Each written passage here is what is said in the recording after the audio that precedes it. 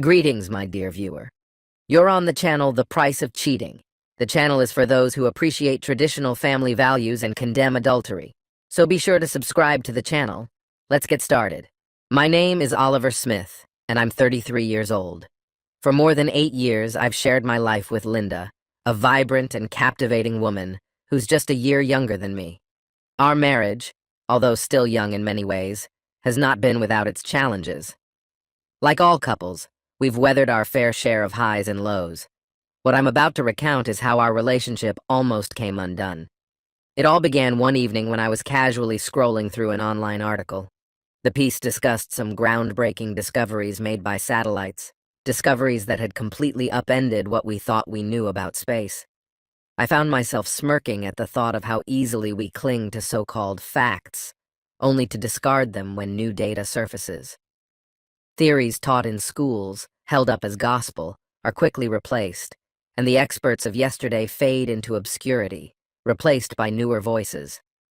As I was lost in these musings, Linda, my wife of 8 years, walked into the living room. There was something different about her demeanor, a confidence that seemed almost rehearsed. Without preamble, she announced that she had made plans for Friday. She was going out on a date with a male colleague. The words struck me like a lightning bolt. This wasn't the Linda I thought I knew.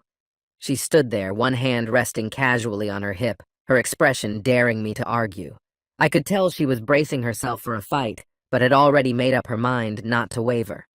Linda has always enjoyed a good debate, and though I sometimes find her reasoning questionable, she usually wins by sheer willpower. Yet never before had our disagreements broached anything as serious as this.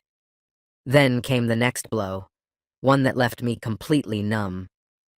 "This doesn't mean I don't love you," she said, her voice unsettlingly calm. "I just want to try new things, meet different people, maybe go out with other men. It's about expanding my horizons. It won't change what we have, though. I'll always come back to you. We're forever. I honestly think this will make us stronger. Maybe I'll even pick up a few things we can use in the bedroom." She said all of this as if her words were meant to reassure me, as though they would somehow make me feel better about the situation. I sat there frozen, my mind spiraling. My first instinct was a flood of rage, an overwhelming urge to lash out, whether physically or verbally. I was consumed with violent thoughts. I envisioned chaos, screaming matches, divorce, and even worse. I wanted to explode, to demand explanations, to storm out of the house and never return. But as her speech, which I suspected she had rehearsed, came to a close, I felt a shift within me. Another approach, a completely different one, began to form in my mind. I recalled a story I had read years ago, one about Tom Sawyer and how he tricked his friends into doing his chores by making them believe it was something enjoyable. The power of perception dawned on me, and suddenly my strategy changed. Instead of reacting with fury, I turned to Linda with a wide smile, feigning excitement. "That's a brilliant idea," I said, my voice brimming with enthusiasm. "You're going out this Friday? Wow, that's fantastic. I hadn't even thought of that." My sudden approval caught her completely off guard, and she frowned, visibly confused. She hesitated. "Oh, I didn't think you'd be okay with it. I thought you'd be angry." Still grinning, I took her hands and looked directly into her eyes. "No, this is incredible news," I exclaimed. "You see, there's a woman at the gym I've noticed. She's made it pretty clear she's interested in me, but I've always turned her down because I'm married. Now, thanks to you, I can reach out and see where it leads. You've just opened up a whole new world for us." As I spoke, I could see the color drain from Linda's face. The confident woman who had marched into the room moments earlier was nowhere to be found. It took everything in me not to laugh out loud at how quickly her plan had unraveled. I strolled towards the kitchen, fighting back the grin that threatened to spread across my face. Over my shoulder, I tossed a casual, "I'm grabbing some mineral water. Sure you don't want anything?" Her reply came back, rough and uncertain. "No thanks." The tension in her voice was unmistakable. Confusion mixed with unease. The subtle teasing was working far better than any confrontation would have. And the best part? No risk of any legal trouble. As I stood before the wall calendar, I dropped my voice to a theatrical murmur, as if delivering lines in a play. Let's see. Tomorrow's Wednesday, right? That's when she usually shows up, bright and early. I'll need to hit the gym a bit earlier just to make sure I catch her. Hopefully she's still interested and hasn't gotten bored. Now, let's see if Friday is open. I was counting on Friday. The thought of her curvy silhouette kept replaying in my head. I wanted to make sure that by the end of it, we'd both be completely worn out. The plan was flawless. All I needed was to pack my gym bag, toss it in the car, and maybe splash on some cologne. Friday couldn't come soon enough, just me and her. Feeling smug, I took a sip of mineral water, eyes fixed on the calendar. But really, my focus was on Linda, watching her from the corner of my eye. She was frowning, probably trying to piece things together. What's wrong? This isn't quite what you expected, is it? Though she stayed silent, the stiffness in her body and the sharpness of her breath told me everything I needed to know. This wasn't unfolding how she had imagined. Perfect. I moved back to the couch, pretending to read an article, but the words were meaningless. My mind was on Linda.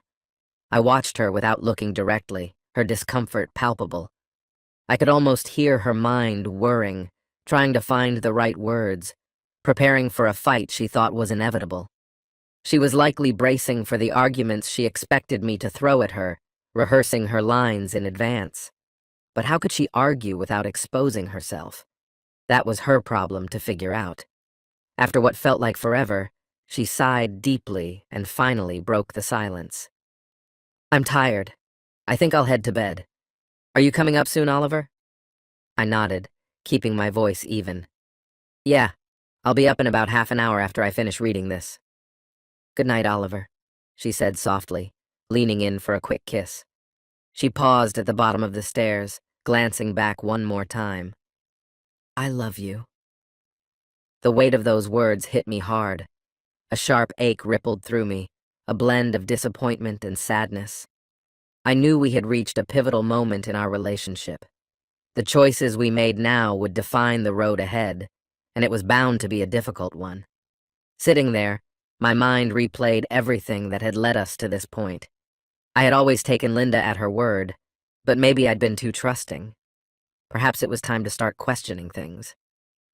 As I sifted through the details, nothing substantial jumped out at me, until I remembered the phone calls and texts. Recently, there had been a few whispered conversations she'd taken in secluded corners of the house. When I'd asked, she told me they were from her sister and that it was private. Fair enough, I'd thought. Everyone deserves some privacy. But it didn't sit right with me. Normally, she would answer calls from her sister right in front of me, and they never seemed particularly secretive. She would even share the details with me later, giving updates or telling funny stories about her family.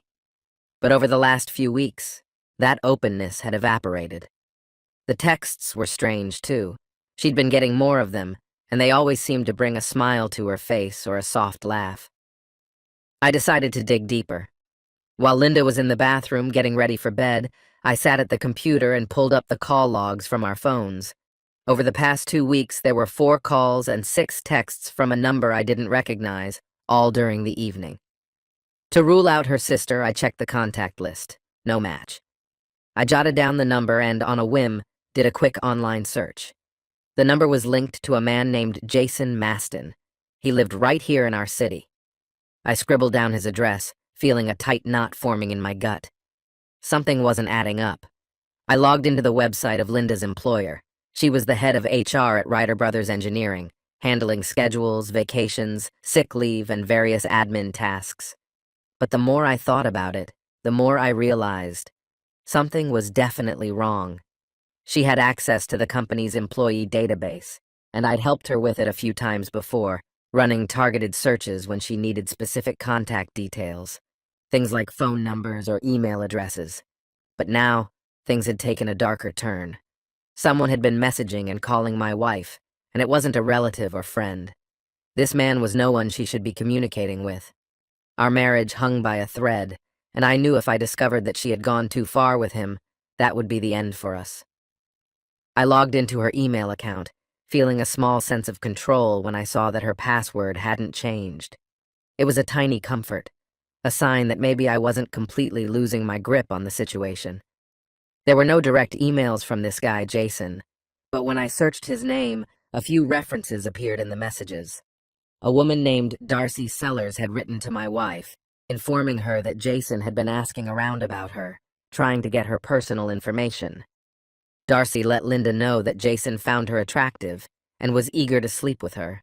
Not only that, but Darcy herself seemed to approve, suggesting Linda should have a little fun with him. The thread was full of playful, suggestive comments from Darcy, encouraging Linda to take the plunge. Linda hadn't confirmed she would go through with it, but Darcy was relentless, practically egging her on to make it happen.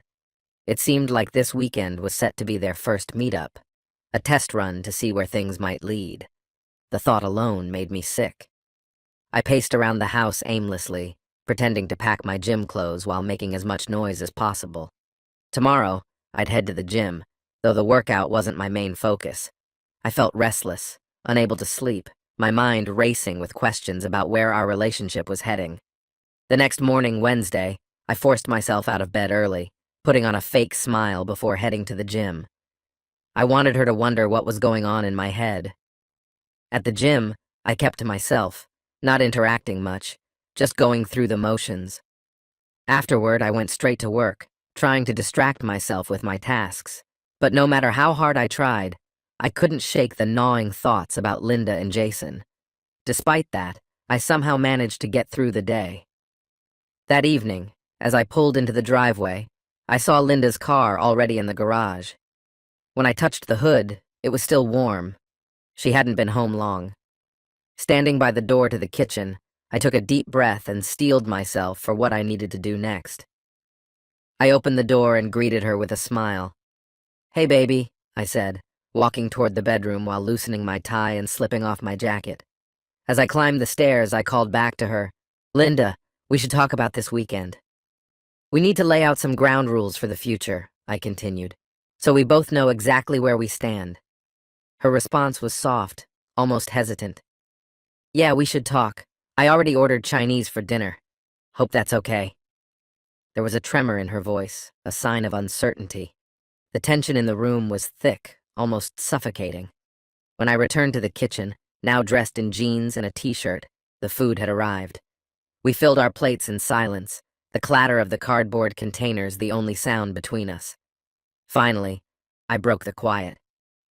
"Since you've had time to plan out this weekend, and I'm just now catching up with our new arrangement, I've come up with a few ideas of my own. I even made a flowchart." I gave her a half smile. "You can take the guy out of programming, but you can't take the programming out of the guy."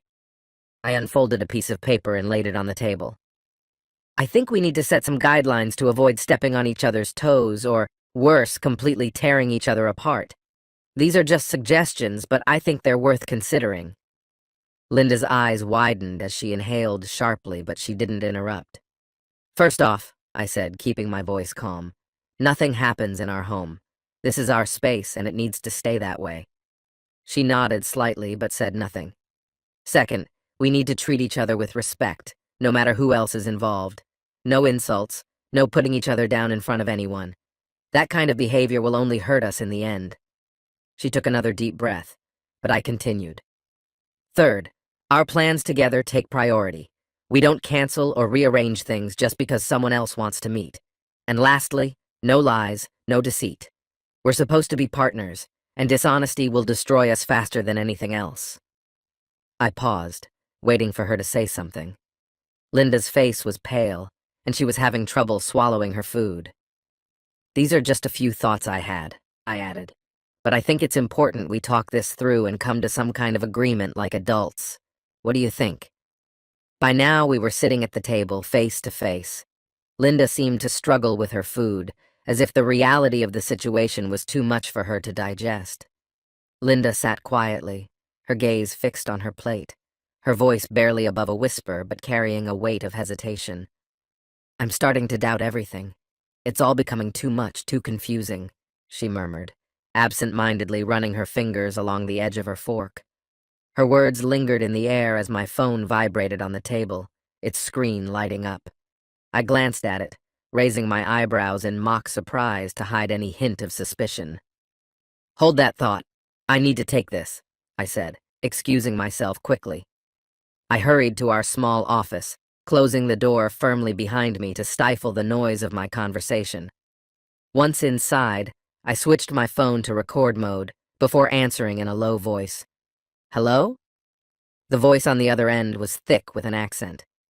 Mr. Smith, this is the IRS. We've found that you owe $1,500 in unpaid taxes from 2020th year.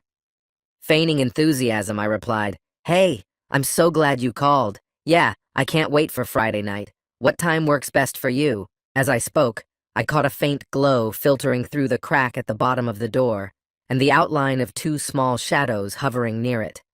Linda was eavesdropping. This isn't a game. You owe $1,500, and if you don't pay right now, we'll send the police to arrest you. The voice grew more forceful. Perfect. Friday sounds great. I'll pick you up around 7 and we can grab dinner. Then maybe we can head back to your place to wrap up the night. What kind of food do you like?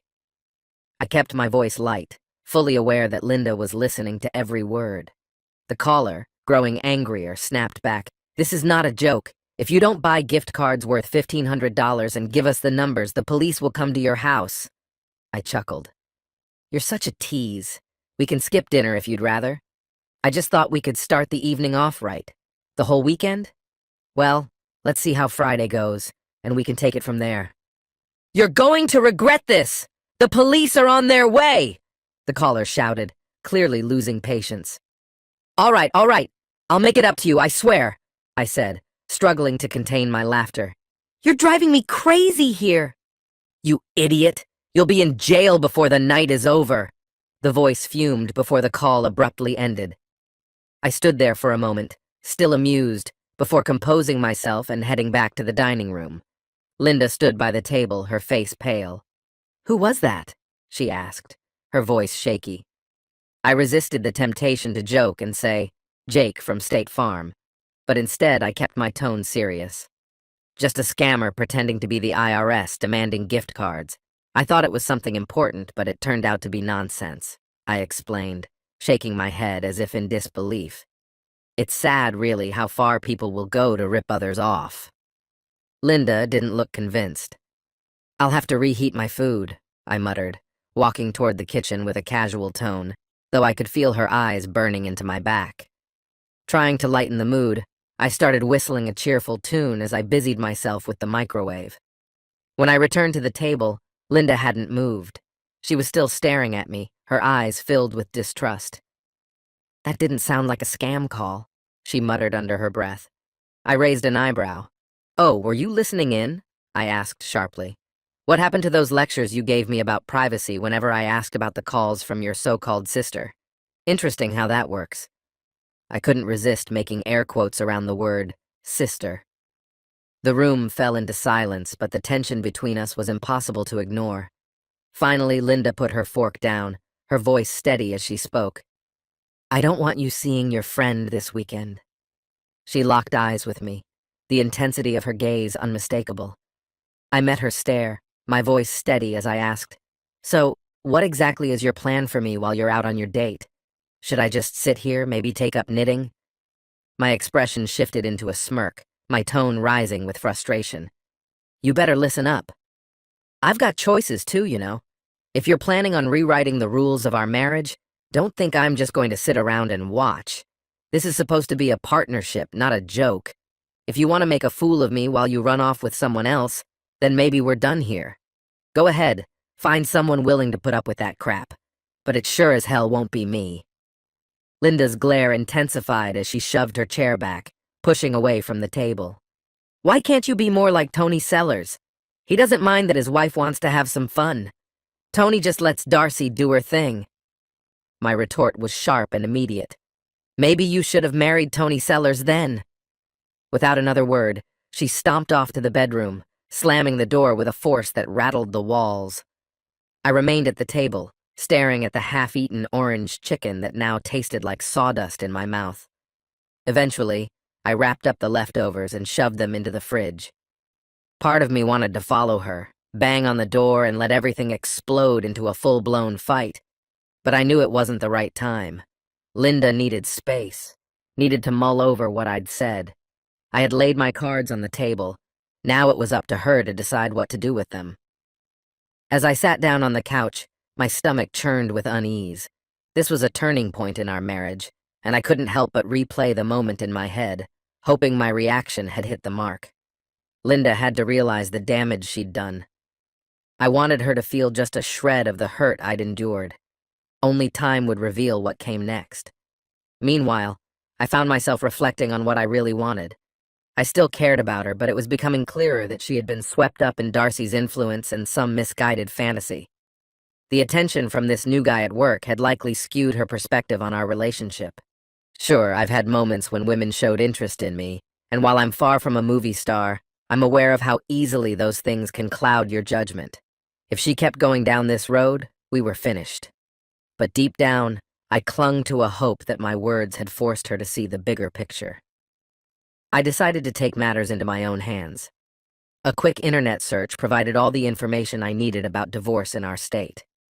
The division of assets was simple, 50-50, given that we earned about the same and didn't have kids or much property to fight over. I printed out some preliminary divorce papers and even looked into prenuptial agreements, just in case we managed to work things out but needed stricter boundaries going forward. My trust in her was severely fractured, and at the very least, we needed to have a serious talk. I was done being passive. I could see her little speech from the previous day as a test, pushing to see how far she could go. I hoped she hadn't crossed the point of no return, but if she had cheated, there was no coming back from that. I paced around the house, restless, trying to pass the time while giving her space to process everything. Waiting was all I could do. Over an hour passed before I heard the bedroom door creak open.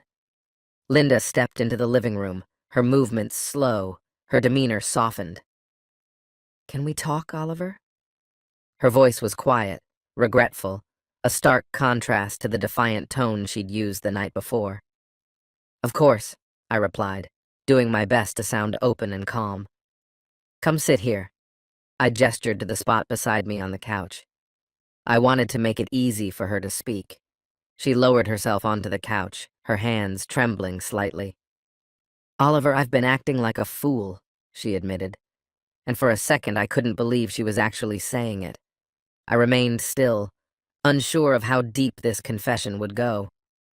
"I've been flirting with a guy from work," she said, eyes cast downward. "We've had lunch a few times, and I even agreed to go on a date with him this weekend." My chest tightened, but I stayed quiet, letting her continue. "Darcy encouraged it," she added, her voice faltering. "Darcy's been having affairs for years, even though she's still married. She talks about it all the time, like it's no big deal. Her husband knows, and he's fine with it. She even helped me figure out how to bring it up to you, coached me on all the things I should say to make it seem reasonable." Linda paused, her voice cracking. "I rehearsed everything, prepared for every argument you might throw at me, just to make sure I could get away with being selfish. I wasn't prepared for how quickly you accepted it, how eager you were to move on. What truly shook me, though, was finding out you already had someone else ready to step in where I had once been. It crushed me. Yet what could I possibly say in defense? There were no words that could undo that blow. You hurt me deeply. I tried to rest, but sleep wouldn't come. My mind spun endlessly, replaying the pain you inflicted, and then, in the stillness of the night, it hit me. This was exactly how I had treated you. You weren't pretending to be hurt, but now I saw it clearly, felt it from your side. You were just giving me a taste of my own cruelty, letting me feel what you'd gone through. The weight of that realization nearly broke me. With a bitter smile, she muttered, "You really did a number on me, didn't you? You jerk." She paused, then continued, "I spent the whole day convincing myself that maybe you imagined it all, until that call came. Did you really go through with that? Just when I thought I'd pulled myself together, you hit me again with that talk, and I realized we were hanging by a thread, on the brink of disaster. I feel like the biggest fool. I married you for so many reasons, and you've always been everything I could have hoped for. But I got lost in someone else's attention, in the thrill of being noticed, of feeling young again. It was intoxicating, being pursued like that. It made me feel special, alive. But then you reminded me that you're special too, that I could lose you, and I realized I couldn't let that happen. I don't want to lose you, and I won't. I love you, only you. I've just canceled everything for this weekend, and I told him it's over. We'll never see each other again. And I need you to know, I swear on everything that matters to me, I never physically cheated. I never crossed that line. But I got too close, and I know what I said last night makes you question that. I see the doubt in your eyes. How can I convince you to call off your plans, to come back to me, to us? How can I get you to come back to me, and me alone? Tears filled her eyes, and for the first time I felt like I could breathe again. But then I hesitated. We couldn't just erase the last few days. A rift had formed between us, deep, painful, and it would take time and effort to bridge that divide. Could we ever rebuild the trust we once had? How could we be certain of each other's intentions from now on? You say you've canceled your plans, but how can I be sure this isn't just a postponement? What if you're waiting for another opportunity, with Jason or someone else, to betray me again? Or what if this is just a ploy to make me cancel my own plans? How can I trust you after this? When trust is shattered, can it ever truly be repaired? Will I have to live the rest of our marriage questioning everything? Will I need to test your loyalty at every turn? My voice trembled with barely contained anger as I asked these questions, the weight of my emotions threatening to crush me. She looked at me, shocked, and whispered, "You know his name? How? When did you find out?" I didn't answer. I let her sit in the silence, absorbing the shock of what I'd just revealed. When she first sat down, she had kept her distance, but now she shifted closer, wrapping her arms around me tightly. "I'm sorry," she murmured. "Can we just be us for a little while? Just until we figure this out? I don't want to think about any of it right now." "It's too much," she said softly. "Let's just be together tonight and we'll talk more tomorrow. I just want to feel close to you again, to hold on to the hope that you won't shut me out. I'm sorry for bringing us here. God, I don't want this to be the end." "Please," she whispered, resting her head on my chest as I leaned back. We sat there in silence, holding each other, breathing in rhythm, trying to find some comfort in the quiet. But despite the physical closeness, the emotional distance between us lingered. There was so much to work through, so much to rebuild, if that was even possible. Later, as we went to bed, she reached for me, trying to connect, but the chasm between us remained. I drifted into a shallow sleep, only to wake up to the sound of her soft sobbing and the faint murmur of the word, "fool," slipping from her lips. I can't believe how naive I've been. Darcy, why did I ever listen to you? We shared a bed, but the distance between us was impossible to ignore. Neither of us slept well, tossing and turning, each lost in our own thoughts, weighed down by regret.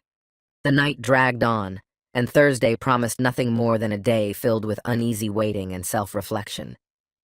Before we went our separate ways for work, we agreed that once home, we would face the difficult conversation we had been avoiding for too long. Dinner was intentionally kept simple, just some leftover Chinese takeout from the night before. No wine, no beer, no distractions. This conversation demanded total clarity. As the evening wore on, so did the inevitable confrontation. I laid 2 folders on the table, one with divorce papers, the other containing a prenuptial agreement. Each sat neatly inside its own file, labeled clearly for what was to come. I marked the folders A and B, placing them face down on the table. Linda eyed them nervously before looking back at me, her face tight with anxiety. I waited, letting the silence stretch. Since she was the one who had opened the door to this mess, it seemed only fair that she should be the one to start addressing it. Finally, she broke the silence. "Oliver, I'm sorry. I regret everything that's happened. I just want to close this chapter and never look back. Do you think there's any way we can erase what happened and move forward? I made a terrible mistake. Can you forgive me?" Her words were pleading, her smile strained with hope. "No," I said firmly. The word landed like a blow. She looked stunned, but I wasn't finished. "Linda, over the past few weeks, you've been lying to me about those calls you claimed were from your sister. They weren't. They were from a man you were planning to have an affair with. You admitted to flirting, having lunches with him, and getting close, all while hiding it from me. Someone who loves and respects me wouldn't do that. Her face crumpled even more as I continued. You've shattered my trust, so we're left with two paths forward. Option A, I said, sliding one folder toward her, is an agreement that sets clear boundaries. It outlines what's acceptable for both of us. It's strict and non-negotiable. If we can't agree on it, then there's option B. Option B? She echoed, her voice trembling. I nodded. Divorce. We divide everything equally and we go our separate ways. Divorce? She gasped, panic creeping into her voice. No, Oliver, please, I can't imagine life without you. Please forgive me. I waited for her to calm down before I continued. Linda, I don't want that either. But if we can't rebuild trust, that's where this will lead. Her expression shifted from desperation to frustration. And what about you? She shot back. I know you lied to me about that call yesterday. It wasn't from some scammer, was it? Her eyes narrowed in suspicion. See? Trust is fragile once it's broken. I stayed composed. We'll discuss that later, after we decide on the terms of option A. Can we at least try to come up with a plan we can both live with? I made it clear that this agreement was not something to be taken lightly. We both had to be fully committed to it. Linda begrudgingly picked up her copy, muttering under her breath about how excessive it seemed. This is so strict, she mumbled as she skimmed the pages. We always have to have our phones on with a tracking app so we know where the other person is. If you leave work, you have to send a message saying where you're going and when you'll be back. Constantly carry your phone with the tracker on and be ready for surprise check-ins. She sighed deeply, reading further. If you're going out after work, you have to say where you're going and keep your phone on. This feels like being put on a leash. Yes, I replied. It's a short leash, but over time we won't need it anymore, hopefully. Linda set her copy down, her eyes heavy with sorrow as they met mine. I can't believe we've reached this point, but I understand why. I'm so sorry for breaking your trust. Her voice softened, and she added, I agree to the terms, but I want something more. I want us to spend real time together again, going on dates, just the two of us. Let's talk about our feelings, our dreams, and what we want for the future. I want us to be stronger. I need us to survive this. Her words hit me, and despite everything, I couldn't help but smile. That sounds like a good idea, I said, feeling a small glimmer of hope for the first time in weeks. We made a few tweaks to our agreement and signed the updated version. Linda, wearing a playful grin, quipped that we should probably add a clause requiring regular serious sex. According to her, it would keep us either too exhausted or too in love to notice anyone else. We shared a laugh and jokingly added the clause as an amendment. I mentioned how she tends to win most of our arguments. She then stood up, walked over to me, and settled into my lap. Her kisses were intense, filled with warmth and the promise of a hopeful future. Promise me we'll be all right, that you still want me to be your wife, she murmured softly. I cupped her face in my hands, gazed into her eyes, and replied, I do, I really do. I want you to be my wife. I think we'll be okay. Now let's talk about that phone call. Linda, suddenly serious, nodded. I took out my phone and played the recording for her. Her eyes widened in surprise, and she burst out, Oh my God, you sly fox. Mental note, never challenge you again. She gave me a light punch on the arm, laughing, before pulling me in for another kiss. The newly signed agreement stated that serious sex should commence immediately, and since it was in black and white, we didn't delay. That happened a few months ago, and everything's been running smoothly since. We've only referred to the agreement occasionally, though the sex has been frequent, and truthfully, it's brought us closer. I've gotten into the habit of showing up at her lunch meetings unannounced, and every time she greets me warmly, proudly introducing me to her colleagues. We've been spending more time together, sharing everything in life. Things are going well. One evening, while we were lounging on the couch planning a long weekend getaway, Linda's phone rang. She frowned slightly and muttered, Why is my boss calling this late? She answered with, Hi, Betty. This is unexpected. Is everything okay? I could barely hear the voice on the other end, but Linda's expression shifted quickly. You're joking! When did this happen? She exclaimed.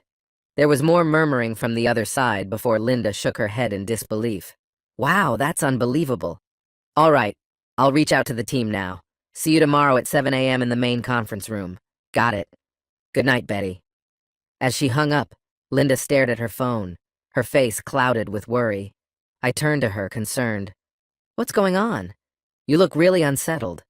She met my eyes, her expression still troubled. All the HR staff have to attend a meeting tomorrow about some leadership changes. Lawyers are cracking down on workplace relationships. Apparently, Darcy was caught at home with Jason Maston. Her husband, Tony, walked in on them, and Jason had the nerve to mock Tony, even laugh at him. Linda paused, her voice quieter. That's when Tony lost it. He dragged Jason out of the house by his hair and beat him, while he was completely naked. Jason's in the hospital now, and they say his face is so badly injured he might lose an eye. Darcy tried to stop it and got caught in the chaos. She's missing some teeth and is in the hospital too. Tony's been arrested. I raised an eyebrow and gave her a knowing look, but before I could say anything, Linda raised her hand to stop me. Don't. I know exactly what you're thinking. She sighed before adding, I get it. I almost made the same mistake as Darcy, but Tony clearly didn't handle it the way she thought he would. Damn. I couldn't hold back anymore. From what I've heard, Darcy and Tony are older than us. Tony probably had more at stake in a divorce. Maybe that's why he tolerated it for so long. I guess he just snapped. Linda sighed again, lightly punching me in the chest. I told you not to comment, she said with a teasing smile. I chuckled, but there was a somberness to the conversation that hung in the air. It was tragic to think about how 3 lives had been ruined by reckless decisions. I'm just grateful we're not headed down that road, I said quietly. Hopefully, we've both learned something from their mistakes. For now, things are different for us, but maybe, just maybe, one day, we can return to how things used to be. This concludes the story. If you like it, then put your powerful like and subscribe to the channel. Greetings, my dear viewer. You're on the channel The Price of Cheating. The channel is for those who appreciate traditional family values and condemn adultery. So be sure to subscribe to the channel. Let's get started.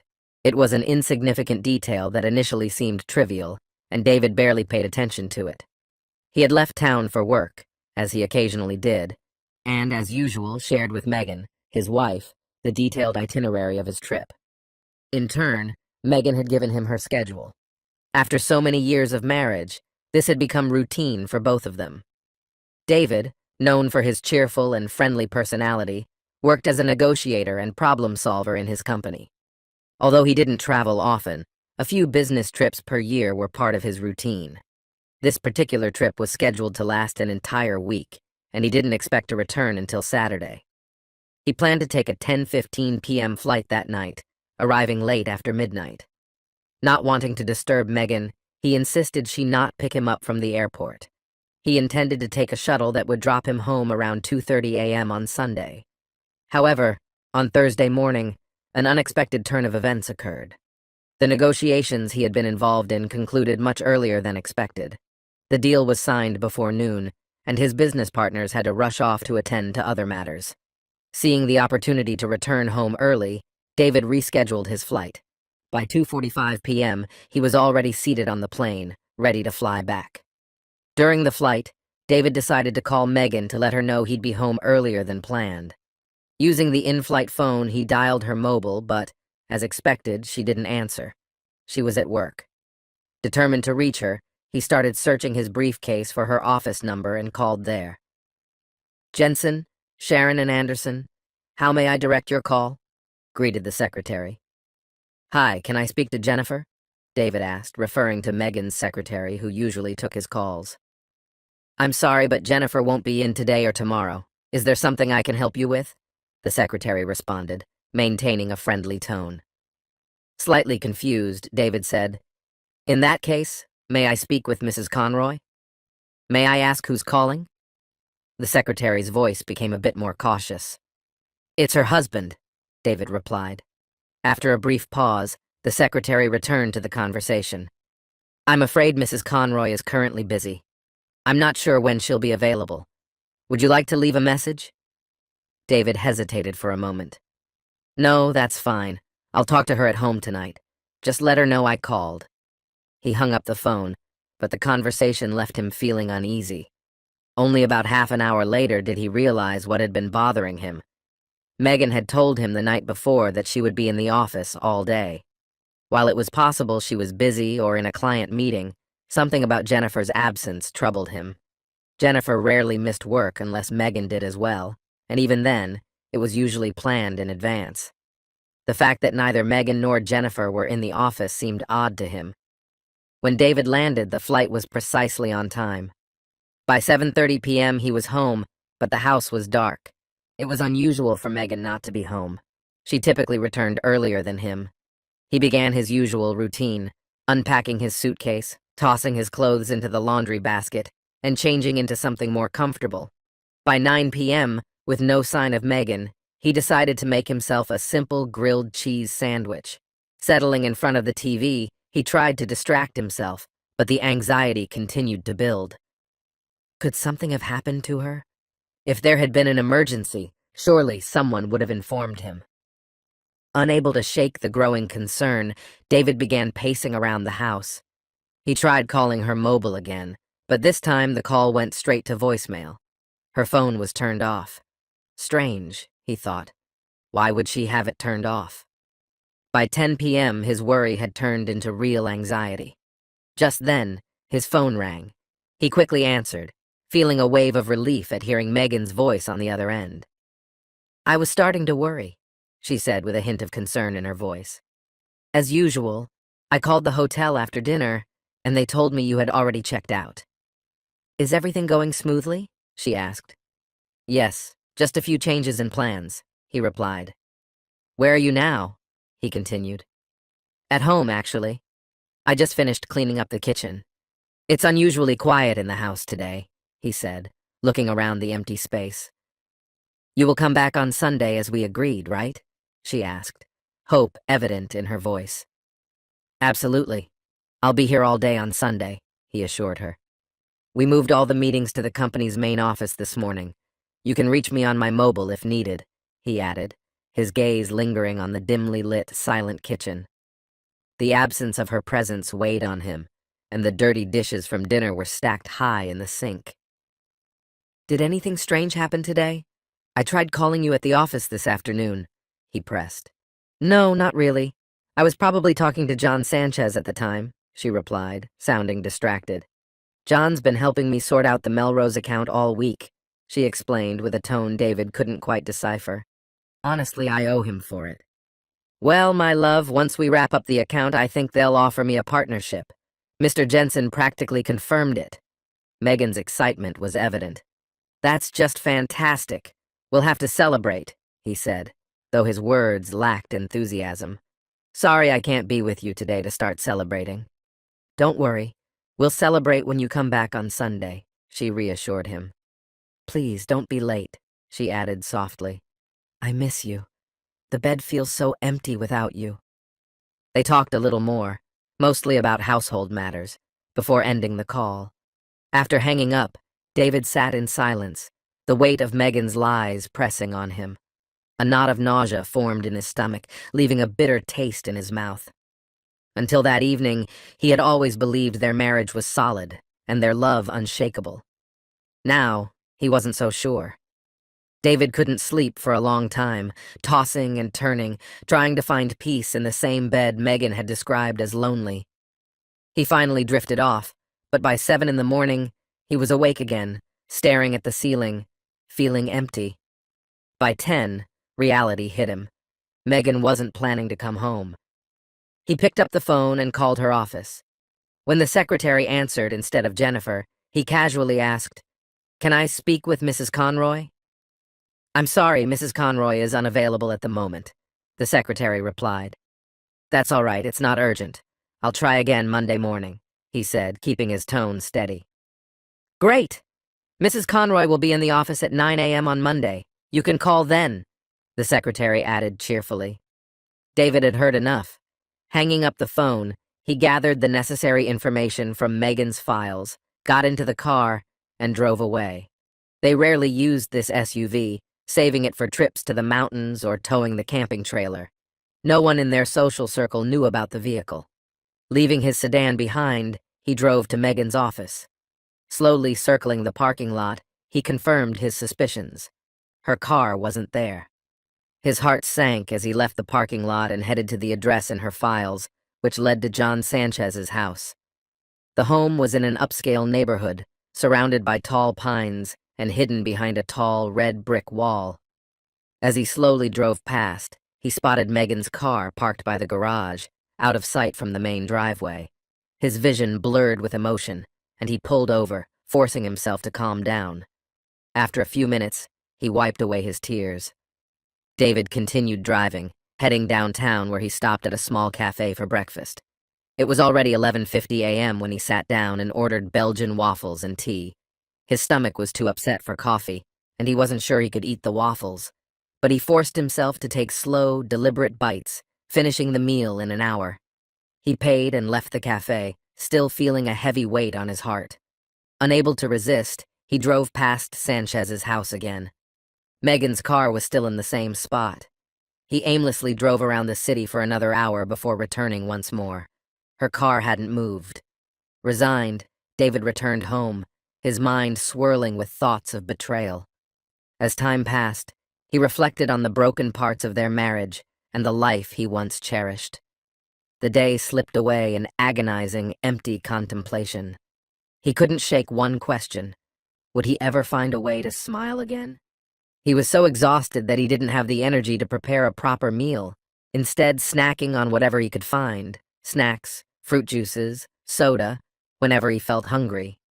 His otherwise uneventful evening was interrupted by a phone call from Megan at 10:45 p.m., just as he was about to go to bed.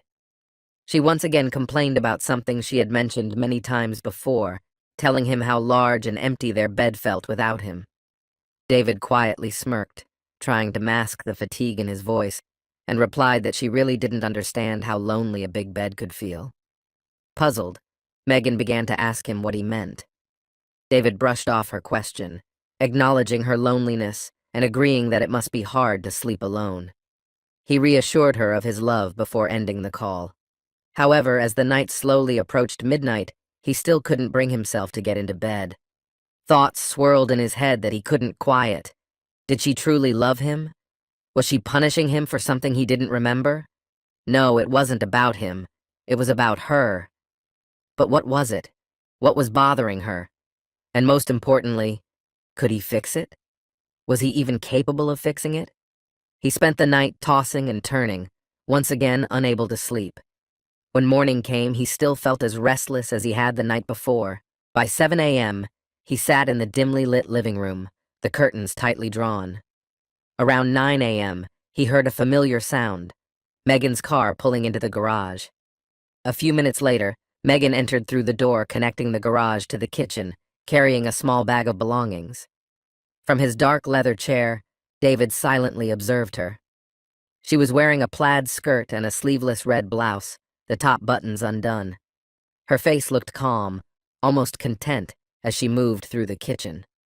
Around her neck hung the necklace he had given her on their 5th anniversary, its soft gleam catching the rare rays of light that made it into the room.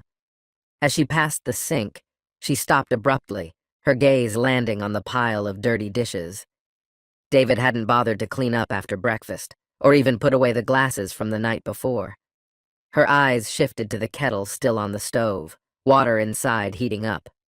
Megan's face showed signs of concern as she scanned the kitchen. She moved cautiously, her steps slow and deliberate, as the dim light enveloped the room.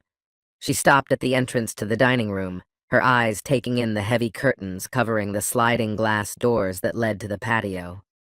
Her eyes seemed to search for something in the room. Finally, she set her bag down on a chair and hesitantly stepped into the living room, heading toward the fireplace. Picking up the fire poker, she turned toward the room, and her gaze finally landed on David. He sat silently, lifting a cup of tea to his lips. Megan gasped, her hand flying to her chest in shock. "Oh my God, David, you scared me. When did you come home?" Her voice trembled, a mixture of fear and surprise. David let the silence hang in the air, the tension growing. Although only a few moments had passed, it felt like an eternity. When he finally spoke, his voice, once warm, was now cold and distant. A few days ago. Megan's knees buckled, and she collapsed into the chair across from him, her face frozen in shock. "Why didn't you tell me? Why didn't you call? Where were you?" she stammered. David took another slow sip of tea, his tone cold and devoid of emotion. "I called. Thursday afternoon. You weren't home, and you weren't at the office. Jennifer wasn't there either." He paused, letting the silence fill the space between them once again before continuing. "I was here, sitting in this chair when you called. I spent the night in that big, empty bed you were talking about." Outside, life went on. A car drove by, children argued in the distance, and a dog barked. Inside, the living room felt suffocating, the heavy blinds and curtains barely letting any light in. The only other sound was Megan's quiet sobs. Her crying was barely audible as David took another sip of tea, his voice remaining impassive. "Somehow, I doubt the bed you've been sleeping in the past 2 nights has been that empty. Don't you think it's time to tell me what's really going on, Megan? Can you explain what happened?" Megan's sobs grew louder, her hands covering her face as she shook her head in denial. "David, I love you," she sobbed. "It's not about us, David. Please try to understand that. I felt like I had no other choice. This isn't a reflection on us or my love for you." David stared at her, his face frozen in shock. "How can you say that, Megan? How can something that feels like betrayal not affect our relationship?" "I didn't feel like I had a choice," Megan whispered. "John helped me when I was in a terrible situation. I had to repay him somehow, but that doesn't change how I feel about you. My love for you remains the same." David stayed silent for a while. He slowly took a sip of his tea, allowing the silence to stretch between them. Then, after a pause, he stood up and asked calmly, "Do you need anything from the kitchen?" Megan just shook her head without lifting her gaze. Returning to his seat, David leaned forward, his expression intense. "Tell me, why did you feel so indebted to Sanchez that you broke your promises to me? Did he demand something in return for helping with the Melrose case?" Megan's eyes widened in surprise. "No, David. It wasn't like that at all. He didn't force me, and he didn't expect anything in return. He helped because he cared, because he knew I wasn't at fault. He would never have asked for something like that." David took a deep breath, rubbing his temples in frustration. "Then why, Megan?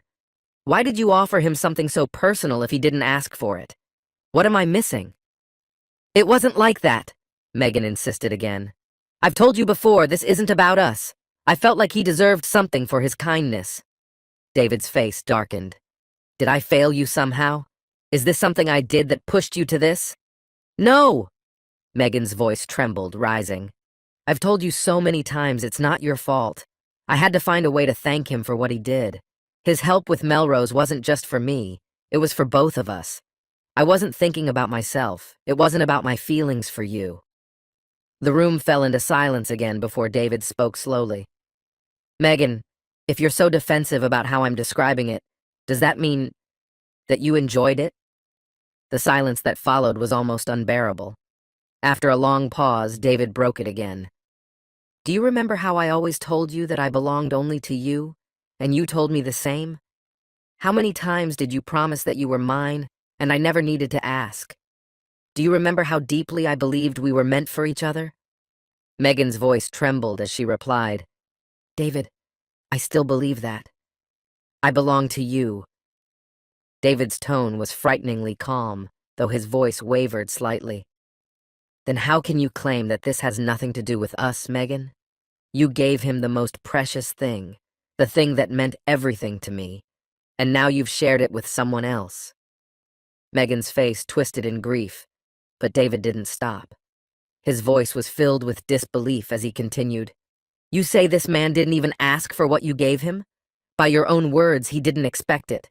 Did you have to persuade him? And then you say this has nothing to do with me?" Tears streamed down Megan's cheeks and she sobbed.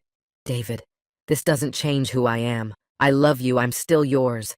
Nothing has changed." David's eyes glistened with unshed tears as he spoke, his voice barely controlled. "Megan, everything changes us. Every choice we make, everything that happens to us leaves a mark.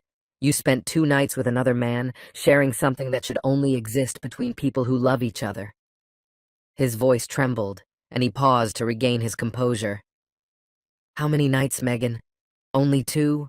Or were there more? The silence that followed was suffocating, David's words hanging in the air as he struggled to keep his emotions in check. David's voice became cold and distant again. God help me, Megan. I can't stop thinking about how many others might have had what should have belonged only to me. You say you belong to me, but without realizing it, you expose yourself. Megan shook her head sharply, her body trembling as deep sobs took over. She couldn't respond with words, only denying his accusations through her tears. Her posture seemed to collapse inward. Her shoulders slumped, her elbows rested heavily on her knees, and her face was buried in her hands, with her hair falling over her face. Time seemed to drag on slowly. David remained motionless, lost in his thoughts, while his wife seemed to shrink further into the chair opposite him. The room was filled with soft, dim light, and the only sounds came from outside, neighbors enjoying the sunny day. Inside, only Megan's muffled sobs broke the silence, until the clock on the mantel softly chimed noon. Megan, David spoke again, this time in a softer tone. I don't know where we go from here. I love you just as much as I did when I left last week. But I feel lost. You keep saying your betrayal has nothing to do with me, but you don't understand how heavy what you've done really is. He paused, letting the silence fill the space between them before continuing. My trust in you is shattered, and I have no idea how to rebuild it, if that's even possible. And if you're hinting that I should betray you in return to balance things out, then we're already done. First of all, if my loyalty means so little to you, it shows how little you value me. And secondly, 2 wrongs don't make a right. 2 wrongs only make things worse, he added quietly. He slowly rose from his chair, carefully placed his empty cup on the mantel, and walked toward the dining room. Pulling the curtains aside, he gazed at their perfect sunlit backyard. His next words were barely audible, and Megan had to strain to hear them. Megan, I want to shake you so hard that your teeth rattle. He sighed heavily. I never wanted to hurt a woman, especially you, my wife, the woman I love. And now, meeting with John Sanchez is a bad idea, no matter how much you insist that you started everything with him. Megan quietly sobbed, perhaps in protest, but David continued. You say it wasn't his idea, but now that he has you without putting in any effort, do you think he won't expect it again? He paused, letting his words sink in. No matter what you say to him, he sees you as available. Maybe he doesn't think you're available to everyone, but he knows you're available to him. It's easy for him now, and soon he'll stop. This concludes the story. If you like it, then put your powerful like and subscribe to the channel.